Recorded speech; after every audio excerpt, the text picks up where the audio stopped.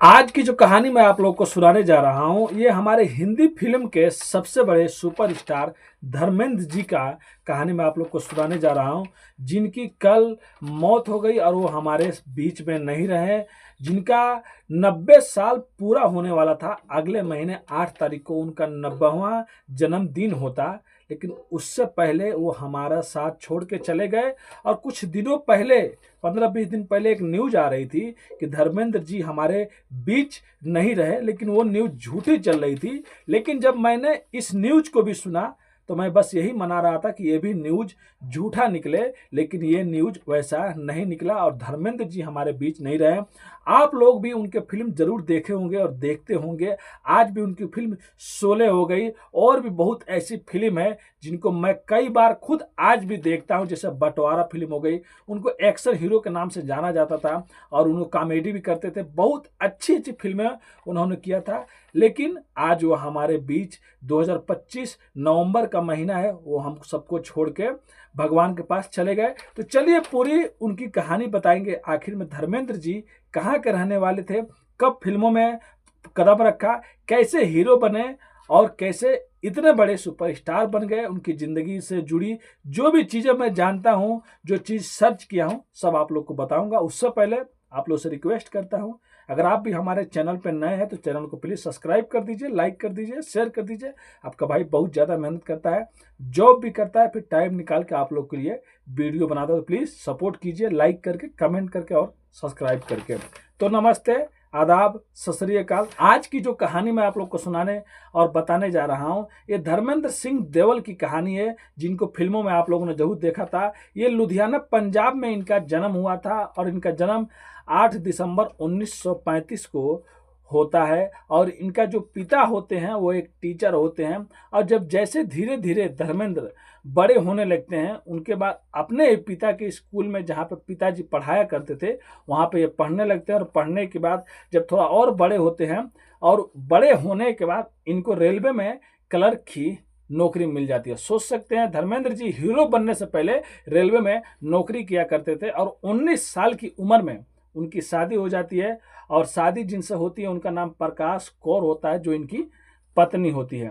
अब ये सब होने के बाद जो धर्मेंद्र जी रहते हैं, ये फिल्म बहुत देखा करते थे दिलीप कुमार का, और जितने भी हिंदी फिल्म आती थी उस टाइम की, देवानंद, दिलीप कुमार, इनकी फिल्म बहुत देखा करते थे।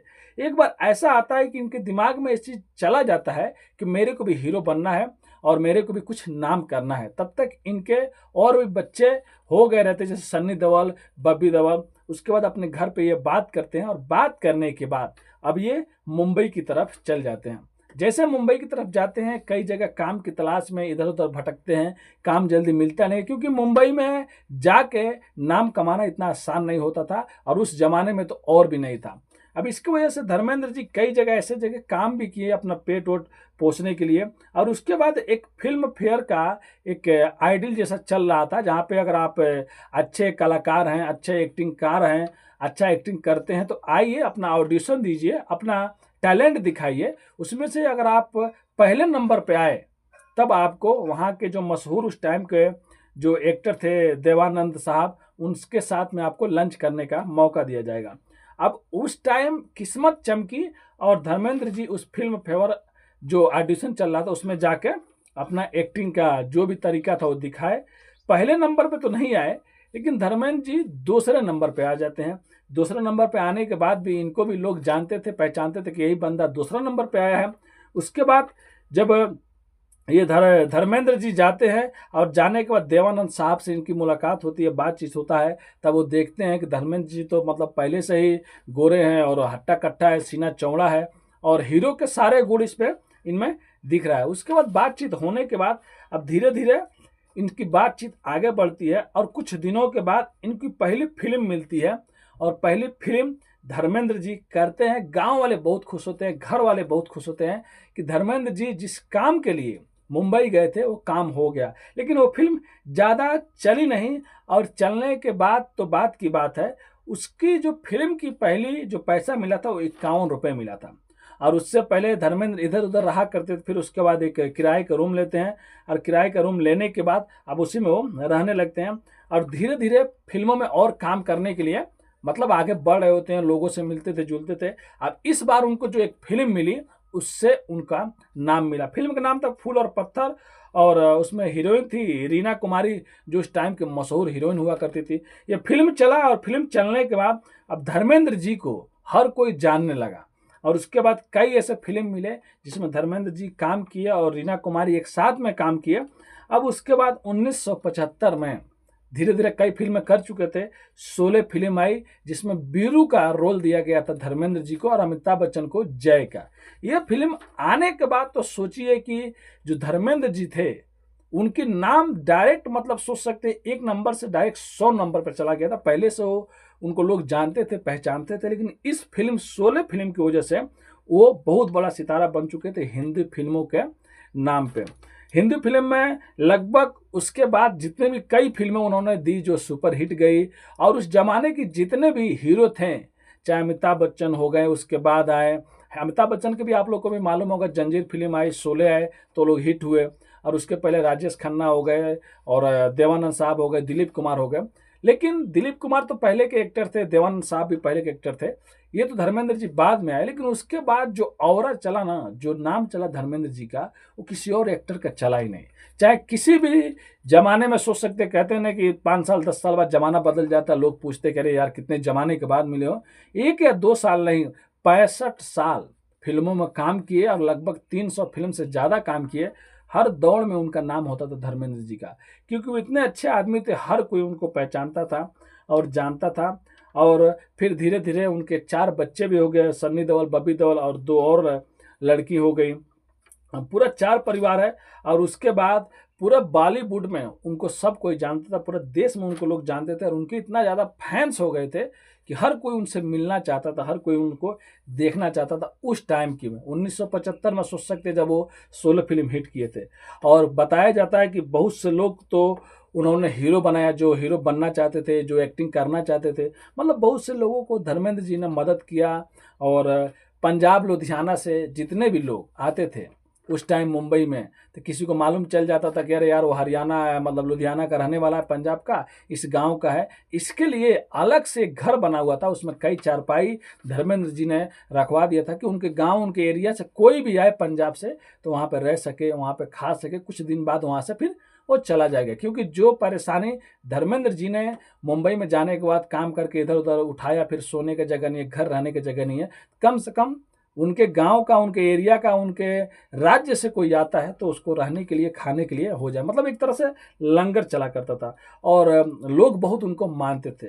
राज बब्बर के बारे में भी आप लोग जानते हैं, राज बब्बर भी बहुत सुपर हीरो है, वो भी बहुत से फिल्म में काम किया, सुपर हिट फिल्म उनकी गई है। राज बब्बर जी ने खुद एक इंटरव्यू में कहा था कि जब एक बार धर्मेंद्र जी अपने छत के ऊपर बालकनी में खड़े थे, और अक्सर लोग सुबह में जाया करते थे धर्मेंद्र जी को देखने के लिए, तो राज बब्बर भी वहीं पे गए थे, और उसके बाद इनकी मुलाकात धर्मेंद्र जी से होती है। और होने के बाद धर्मेंद्र जी इनको फिल्मों में काम दिलाते हैं, या काम मिलता है उनके टैलेंट पे मिलता है, खुद राज बब्बर जी ने इंटरव्यू में कहा है, और वो भी हीरो बन जाते हैं। और 1975 में जो 16 फिल्म आई थी, सुनने में आता है, और कि जब बीरू का रोल इनको दे दिया गया था, उसके बाद इन्होंने ही कहा था कि अमिताभ बच्चन को जय का रोल दिया जाए। और उसके बाद अमिताभ बच्चन के साथ में इनकी कई फिल्म आई, देख सकते हैं, और बहुत सी फिल्में आई जो सुपर हिट गई।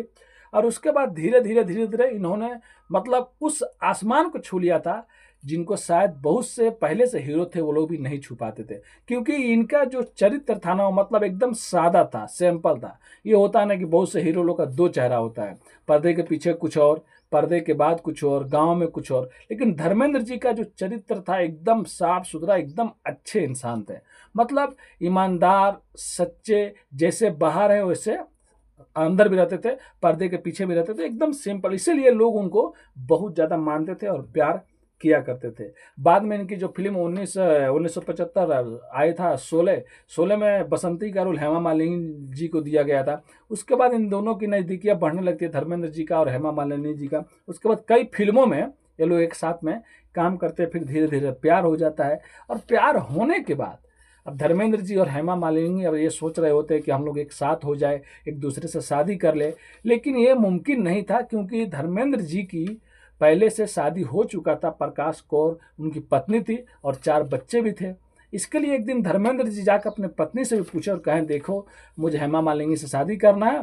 लेकिन पत्नी जो थी वो भी बहुत अच्छी थी, उन्होंने कुछ भी नहीं कहा, कहा ठीक है आपको शादी करना है कीजिए, लेकिन जैसे आप हमारे साथ में पहले रहते थे, हमारे बच्चों की देखभाल करते थे, वैसे आपको पहले हमेशा रहना होगा। मैं आपको तलाक नहीं दूंगी, लेकिन वैसे मैं पूरी ज़िंदगी रहूँगी और मैं आपसे गुस्सा नहीं हूँ, नाराज़ नहीं हूँ, आप शादी आराम से कीजिए। उसके बाद धर्मेंद्र जी का और हेमा मालिनी जी का शादी हो जाता है। शादी होने के बाद और उससे पहले जो हेमा मालिनी रहती है वो भी कहती है, वो भी बहुत अच्छी रहती हैं कि देखिए शादी तो हम लोग कर लेंगे, आपके भी परिवार है और मैं नहीं चाहती हूँ कि आपके परिवार टूटे, इसीलिए मैं ज़िंदगी में कभी भी उस घर में कदम नहीं रखूँगी, कभी भी मैं उस घर में रहने नहीं जाऊँगी। तो ये धर्मेंद्र जी भी मान जाते हैं और हेमा मालिनी की शादी शायद 1980 में होता था, मतलब 45 साल बीत जाते हैं और आज तक हेमा मालिनी जी कभी धर्मेंद्र जी के उस घर में नहीं गई जहाँ पे पहली पत्नी प्रकाश कौर जी पत्नी रहा करती थी। और उसके बाद इनकी भी शादी होने के बाद 2 बच्चे हो जाते हैं, 2 लड़कियां हो जाती हैं और 4 बच्चे धर्मेंद्र जी की पहले से रहते हैं, यानी कि अब 6 बच्चे हो जाते हैं। और जब धर्मेंद्र जी की कई फिल्में अभी भी आ रही होती है, वो भी सुपर हिट जा रही होती है, फिर धीरे धीरे सन्नी देओल बड़े हो जाते हैं, बॉबी देओल बड़े हो जाते हैं, बेटियां भी बड़ी हो जाती हैं, फिर वो खुद अपना एक प्रोटेक्शन हाउस खोलते हैं जो अपनी लड़की के नाम पे खोलते हैं, जिसका नाम विजेता प्रोटेक्शन हाउस रहता है। और पहली बार अपने ही बेटे को सन्नी देओल को लॉन्च करते हैं बेताब फिल्म के साथ, और वो फिल्म जो रहता है वो सुपर हिट जाता है। मतलब लोगों को इतना ज़्यादा पसंद आता है कि हर जगह सन्नी देओल जी का नाम गूंजने लगता है, क्योंकि धर्मेंद्र जी का प्रोटेक्शन हाउस से इस फिल्म को लॉन्च किया गया रहता है। और उसके बाद जो दूसरा बेटा होते हैं बॉबी देओल को भी धर्मेंद्र जी फिल्म में लॉन्च करते हैं। फिल्म का नाम बरसात होता है और उसके बाद ये फिल्म भी सुपर हिट जाती है।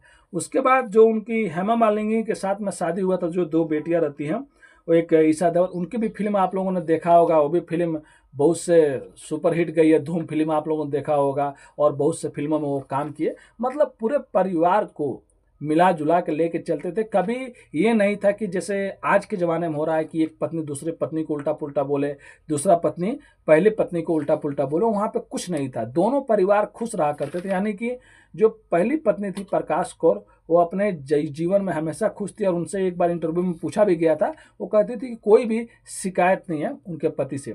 और हेमा मालिनी जी से भी कई बार इंटरव्यू में बहुत से लोग पूछे, वो भी बहुत दिल की अच्छी थी, उन्होंने भी कहा कि मुझे भी कोई भी मतलब शिकायत नहीं, धर्मेंद्र जी बहुत अच्छे हैं और पिता का फर्ज और पति का फर्ज बहुत अच्छे से निभाते हैं। लेकिन आज एक ऐसे सितारा हमारे बीच नहीं रहे जिनका मैं खुद बहुत बड़ा फैन हूँ, जो उनका पुरानी पुरानी फिल्में हैं, बंटवारा हो गया, धर्मवीर हो गया, और भी बहुत से फिल्म है जो हेमा मालिनी जी के साथ में है। वो फिल्म मैं बहुत देखा करता था, अभी भी देखता हूँ, क्योंकि पहले के जो फिल्म उनकी है ना बहुत अच्छी लगती है। गाने भी बहुत अच्छे हैं, मैं तेरे इश्क में मर न जाऊँ कहीं, फिर आने से उसकी बहुत सी ऐसे मतलब फिल्म चली। और अभी भी उनकी फिल्म शोले आज भी कोई देखता है तो मन ताज़ा हो जाता है।